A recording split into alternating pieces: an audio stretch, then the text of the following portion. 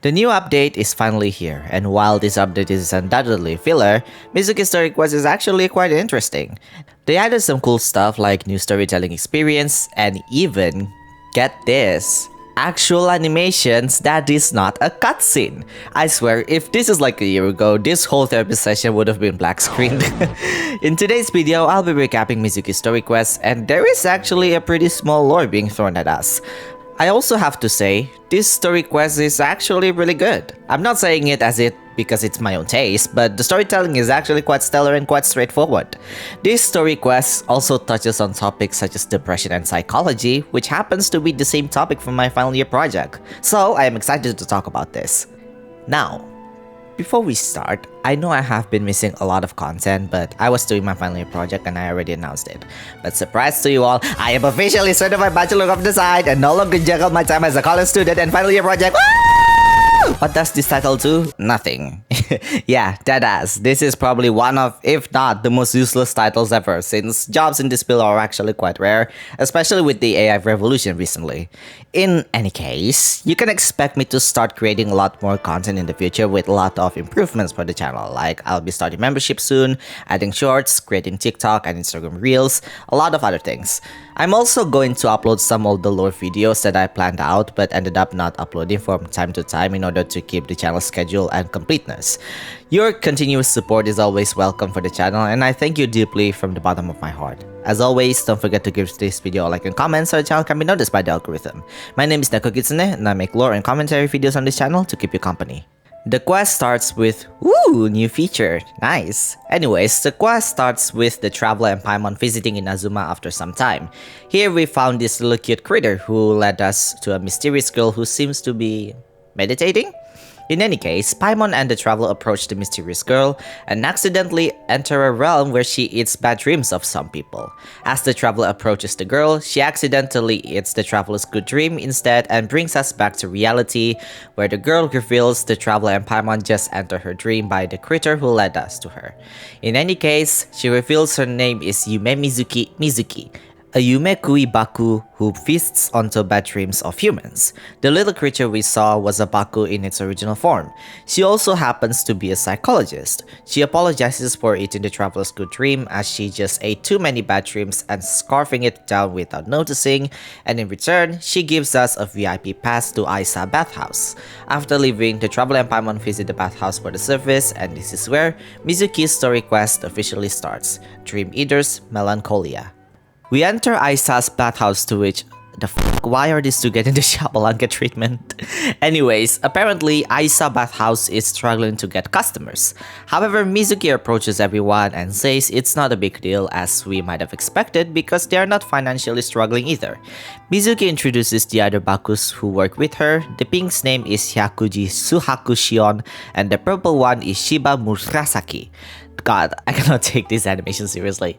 Since the psychology treatment is better on one-on-one sessions than two-on-one, Mizuki assigned Paimon with Shion for food therapy while Mizuki assigned us with her. Of course, the plot slightly shifts to fanservice where Mizuki is mostly curious about the traveler because he seems strong after getting his good dream eaten. Now we enter the psychological treatment, which I have to be honest with you all, Hoyoverse is improving in the detail department because this is not a cutscene, but deadass fully animated conversation which I was super stoked about when I got into this part. We even got ourselves a love and deep space moment without the romance, and the overwhelming fan service. This therapy session is quite relaxing, especially in English voiceover where it's a lot more ASMR-y. I'm using Korean voiceover so I don't get to enjoy that luxury. Also, if you don't pick at Mizuki's work, she will give you a headbat. Sadly, I picked because I thought you were supposed to do that, but hey, I don't mind personally. I want Alhaitham to headpat me instead. Oh, you thought you'd be getting away without me mentioning Alhaitham? Oh, whoa. I drew this myself by the way. Come here, visit my Twitter and socials, yeah? Yeah? Anyways, after all that is done, Mizuki reveals she couldn't find a single bad dream in our mind, but she also said we do have some baggage regardless, bathhouse. Mizuki ends our session with some stress reliever, and it's time to enter the hot spring. Yaemiko enters the room, finding out that the bathhouse is not doing so well. Since Aisa Bathhouse's main attraction is the psychology treatment provided by the Baku, she reveals there's a rivaling psychologist by the name of Emura Ichigensai, just opened in Inazuma, and apparently they're using special methods and marketing that actually works for them to find customers. This ends up in Aisa Bathhouse losing a lot of customers, but Mizuki remains determined that high quality service is what they need to offer for the customers. After warning Mizuki about the outcome if this is not resolved, Yaemiko left and the travel offered Mizuki to check out on this new rivaling psychologist. Mizuki takes on the offer and off we go. As we arrive, the place is indeed filled with a lot of waiting customers. We take our ticket, which is number 97. How the f*** is that even enough time for a psychological counseling? Even for me, it took me 2 to 3 hours to have a conversation with a psychologist.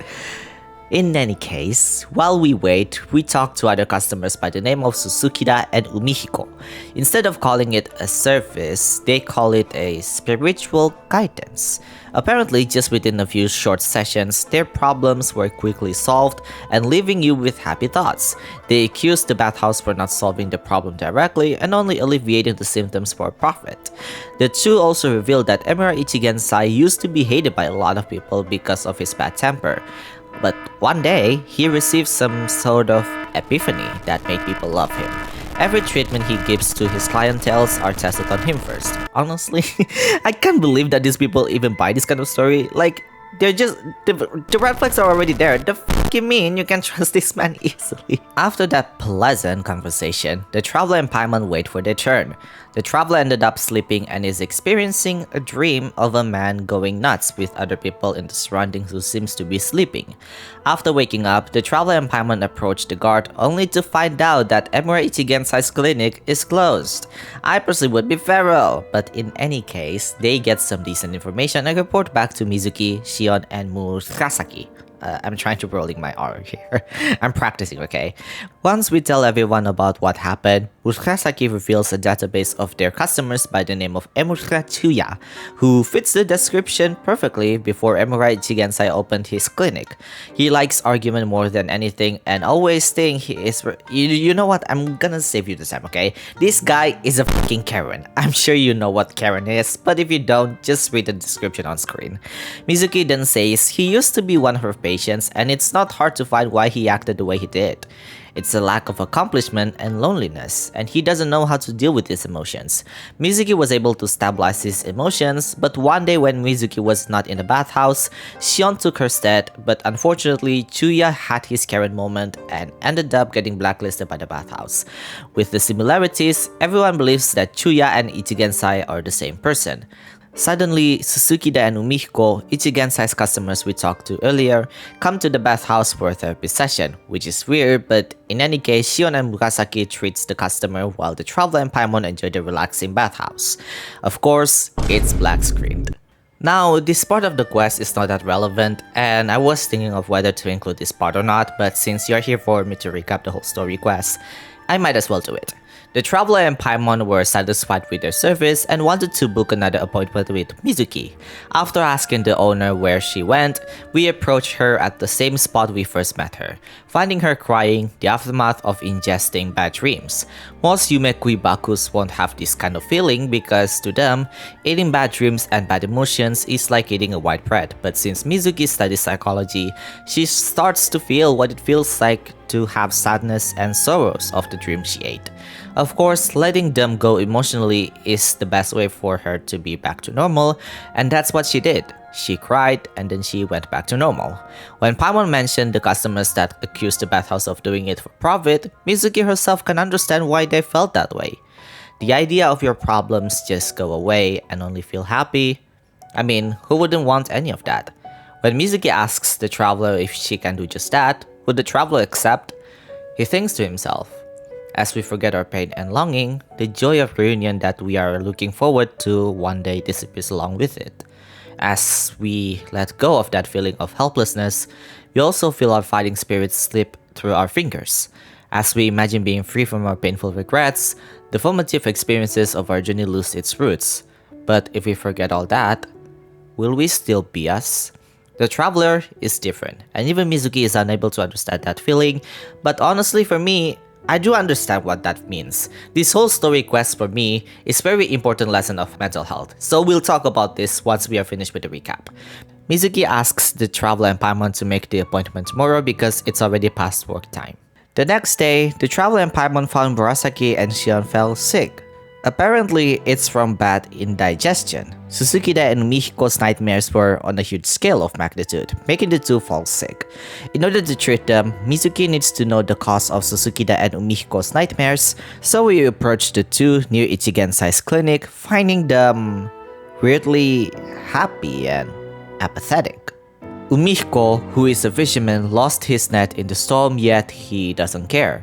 Susukida, who works under the shogunate, lost track of a bandit he was supposed to catch, yet he is feeling okay with it.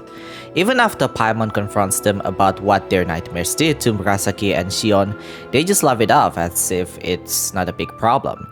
They don't even remember they had a counseling last night in Aisa's bathhouse and has no recollection of having nightmares. After Mizuki used her yokai powers to see what's going on in their subconscious, it turns out that both Susukida and Umihiko were dissociated with their minds. In other words, their emotions were suppressed. And we see both Susukida is truly enraged that he lost the bandit, while Umihiko is trembling in fear from near-death experience while sailing in the sea. Because of this, their true feelings and emotions were adrift, leaving them only showing happiness on the outside and turning into nightmares. The traveler reveals the weird dream he experienced yesterday while waiting for his turn, surprising Mizuki as she found this situation to be very dire.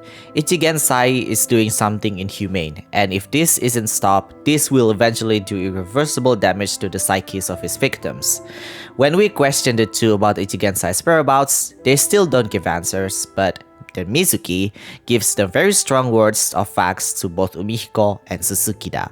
They both remember their nightmares, but they were in denial. Thinking about it will give them a mental breakdown, and Umihiko asks Mizuki to stop talking, which proves that Mizuki is correct. Since both Umihiko and Susukida genuinely don't know where Ichigensai's home is, the traveler and Paimon decide to track Ichigensai while Mizuki heads back to the bathhouse to treat Shion and Murasaki. After Mizuki leaves, the traveler and Paimon visit the Grand Narukami Shrine and ask Yamiko about Ichigensai, or Chuya, to whom she is most familiar.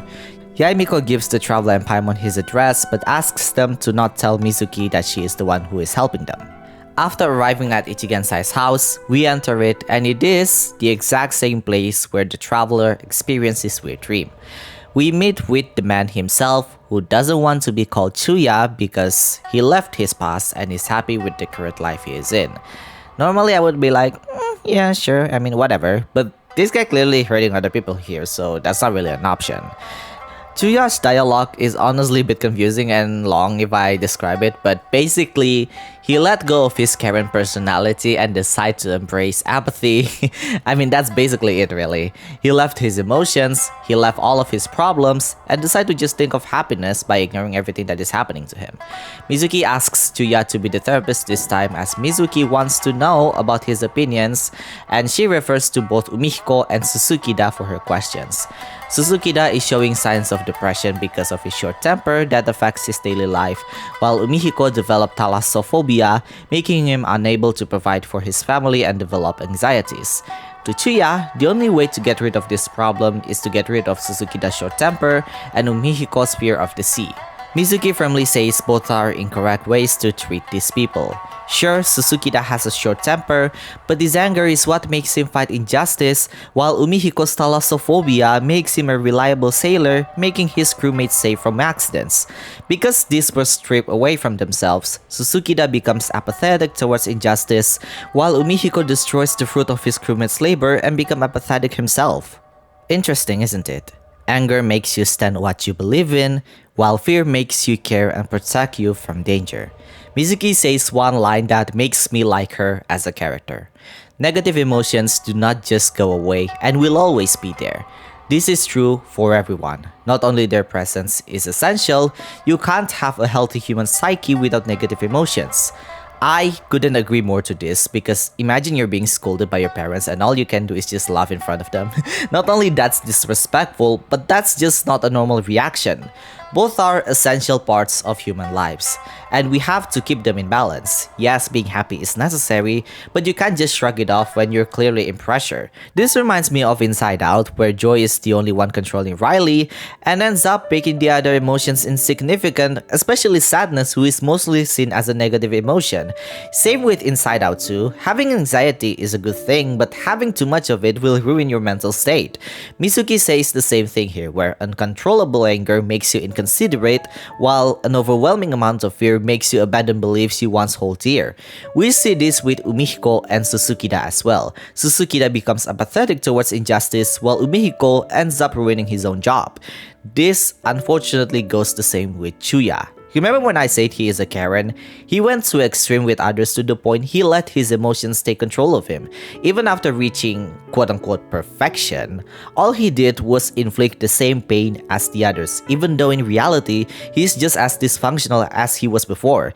In fact, the space we are in right now is none other than Chuya's nightmare itself. He suppressed his emotions, he deceived himself too much to the point his negative emotions were far beyond reach, buried deeper inside his subconscious. Chuya's condition is worse than his own victims, and in fact, he doesn't even realize he is in his own nightmare. On cue, after Chuya finally breaks, an entity by the name of Kuroyume appears behind Chuya, the last yokai of his kin, the arch-nemesis of Yumekui Baku that lives off humans' nightmares, and also once the bane of Inazuma. He fled with Chuya, and we chased after him in this confusing maze, which honestly is quite accurate all things considered when it comes to the design of a nightmare mixed with denial. Once we reach Chuya, Kuroyume throws us to the deepest subconscious of Chuya, making us unable to defeat him unless Mizuki is Chuya's source of nightmare. In this deep subconscious, we get to experience Chuya's life growing up. The pressure from family, the disapproval of your passion by your parents, the feeling of isolation because of bullying, it all leads him to depression and constant nightmares. The moment we found the source, Mizuki ate Chuya's excess negative feelings, allowing Chuya to cry to his mother in his own dreams. Kuroyume displeased with Mizuki and the others and instead teleports us to the borderland of Inazuma, a dream inside a dream of collective Inazumans, a dream that can exist without a host. Kuroyume has hid himself in this place for a very long time and has gotten stronger with the nightmares of his victims that he caught during his counseling. If this keeps up, he will duplicate himself, resulting in him to revive his kin. In order to defeat him, Mizuki and the Traveler collect some sweet dreams that they can find in the borderland and use them to fight against Kuroyume. During their fight, Kuroyume asks why Mizuki fought him when what he is doing is bringing happiness to the people. To which Mizuki says because the happiness he gave to the people is a lie. He only made them forget their problems when in reality, it's still there and he is just giving them illusions that all of them are gone. But Kuroyume refutes this by saying the negative emotions were the reason his skin became extinct. And by giving humans fantasies, his skin will continue to live on in a new era where both sides win, humans will survive, and his skin will live off the nightmares that they're experiencing. However, what happens next to the humans are none of his concerns as long as his skin revives. Kuroyume asks, will the humans choose him or Mizuki? This is the checkmate where even Mizuki cannot answer his question. But then, the Traveler saves her, and this is where Mizuki finally understands the reason behind the Traveler's answer when she asks him in the real world. If she can get rid of the Traveler's problems, will he want that? The Traveler says no. Because all of our problems are what makes us stronger, the aftertaste of the bitterness becomes sweeter than anything we'll ever experience, and through those terrible memories, we become the better version of ourselves. The reason Mizuki wants to become a psychologist is so she can help humans to be like the Traveler. After Kuroyume is defeated by the Traveler's strong sweet dreams, Kuroyume is about to destroy the space. The only way for Mizuki and the Traveler to survive is by jumping off the cliff and waking themselves up before everything is too late.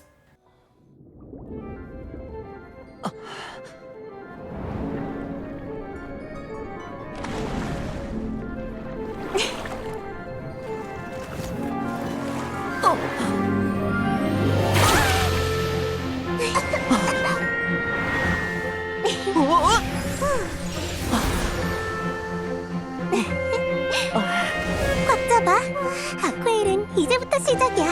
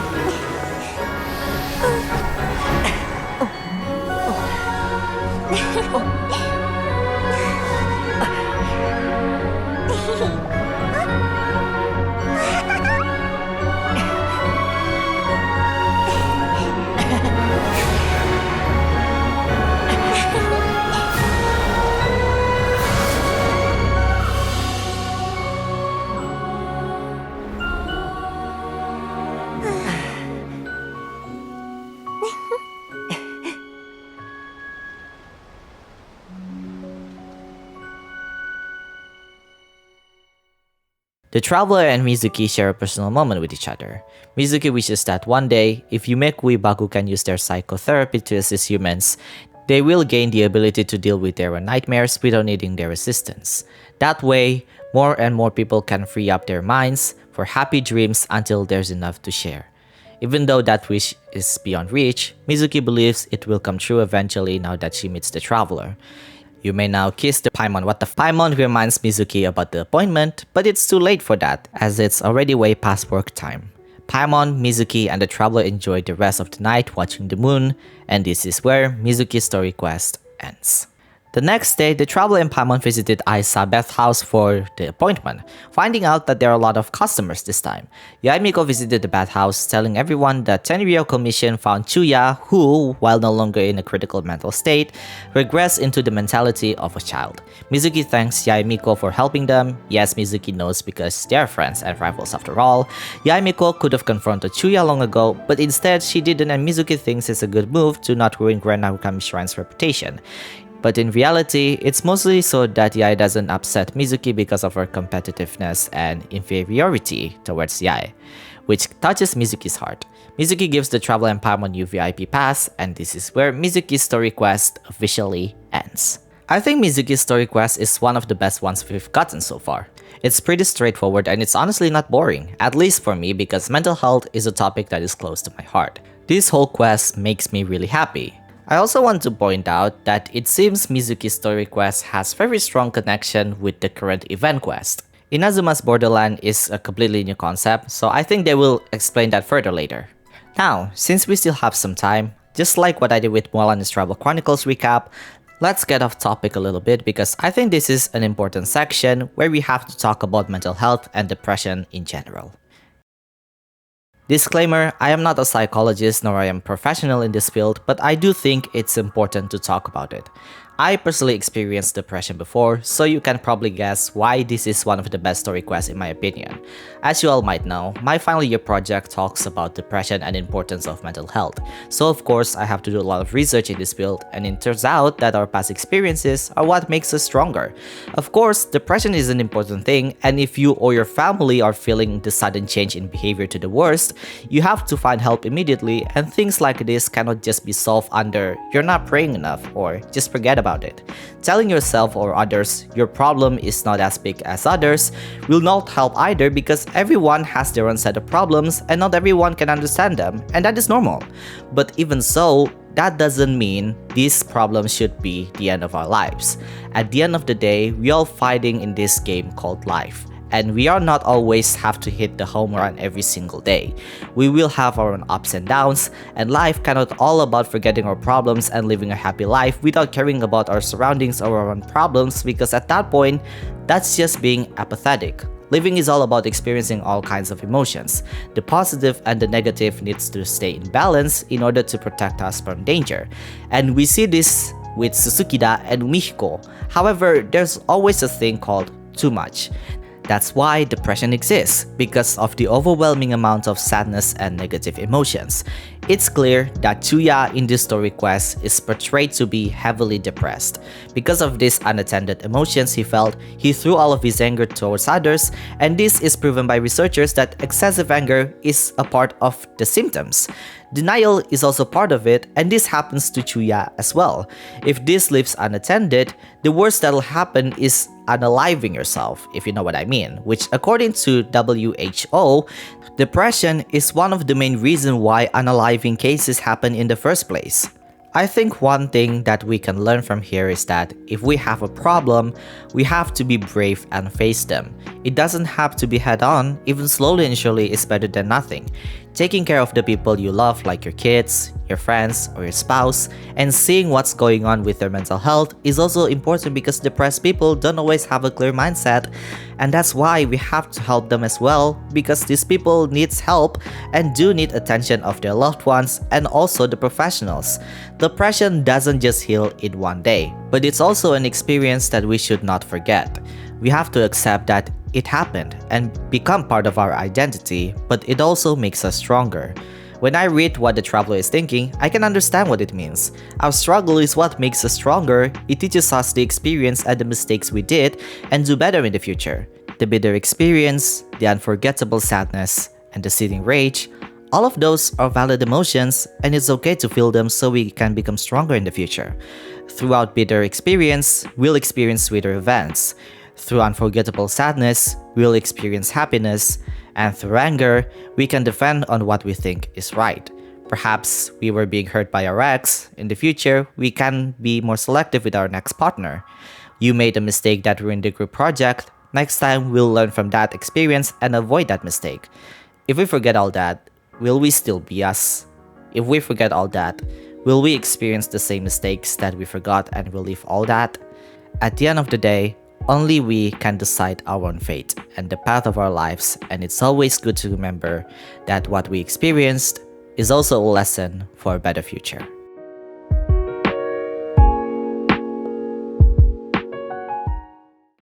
Thank you so much for watching today's video. I'm sorry it ended up on a sour note, but I do think it's important to talk about this because it is one of, if not the most downplayed topics in the society. I'll leave some links for hotlines and related topics in the description below. If you like the video, please be sure to hit the like and subscribe button. I'll see you guys on my next video. Jana!